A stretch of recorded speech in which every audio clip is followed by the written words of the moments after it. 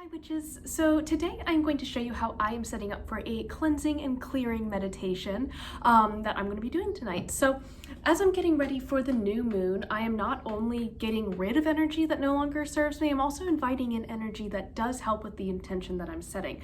And I will be talking about that a little bit more tomorrow. But I really encourage you guys to do the same thing in your practice because, you know, when you get an energy out, it creates a void, right? So what do you want? Think about what you want to put into that space. Take some time. This is also a really good time to start researching herbs and crystals, any sort of correspondences that might help you with whatever working that you want to start during the new moon, and how possibly, you know, what elements you want to call in, what, you know, how you want to work with your deities. Are you going to be reaching out to any deities? Like however your working needs to happen, right?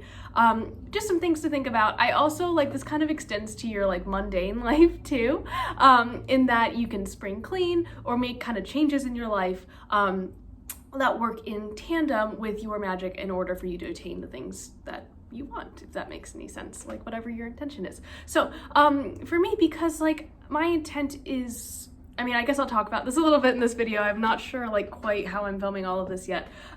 So my whole thing is transformation. That's kind of like what I want to do this month, is just kind of transform into a more authentic part of myself. So for this meditation, I have like two parts to it. One is the actual meditation itself, and then I'm also creating an incense blend to burn while I am doing that meditation tonight. So for this, I prepared a dry incense blend, or am going to show you how I prepare it, of mugwort, rosemary, angelica, sage, and lavender. So all of that. And I'm going to add this to my new cauldron. I'm going to christen it for the first time, which is very exciting. And I already have my little charcoal disc in there. You probably can't see it. Okay, so I have my mortar and pestle. Oh, as I drop it on my altar. And then I have my Angelica Root.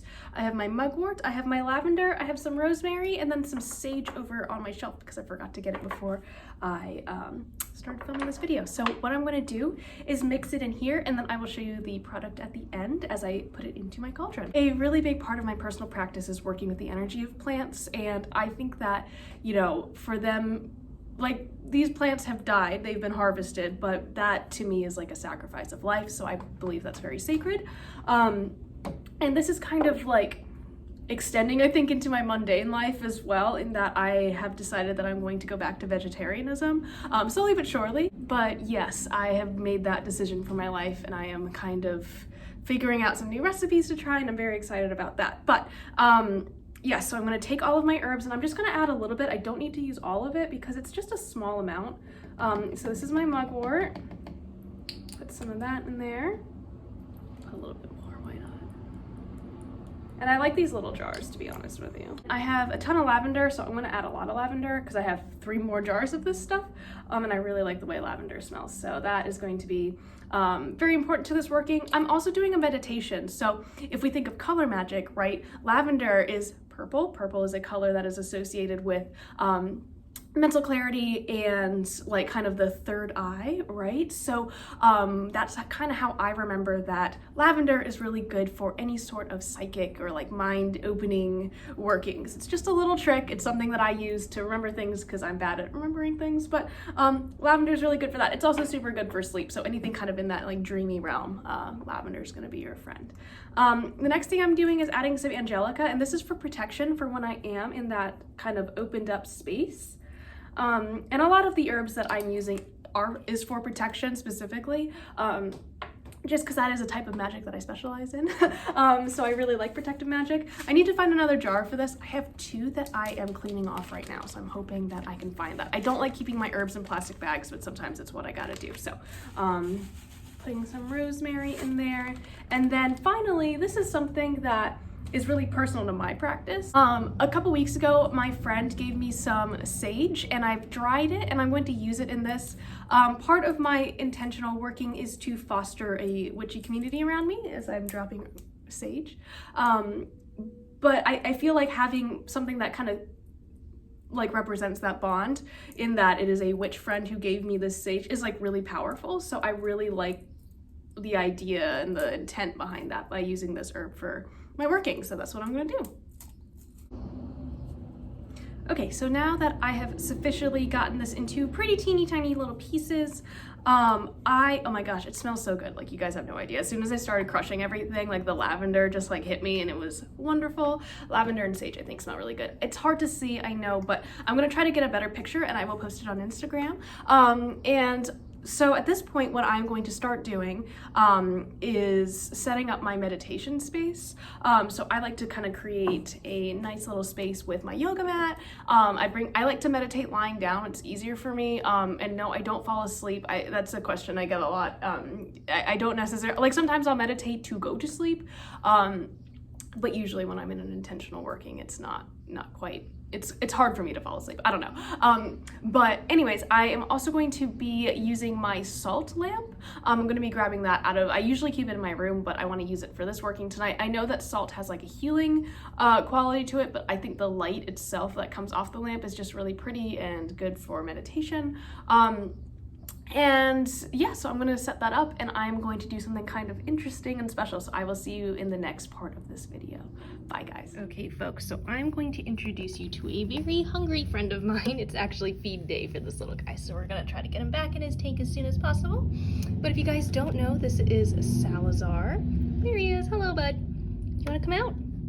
So what I'm going to do is allow Salazar to kind of explore this really cool blanket pile I made for him. So Salazar here I'm going to let him kind of roam around and slither around. I do this a lot actually with towels and stuff for him.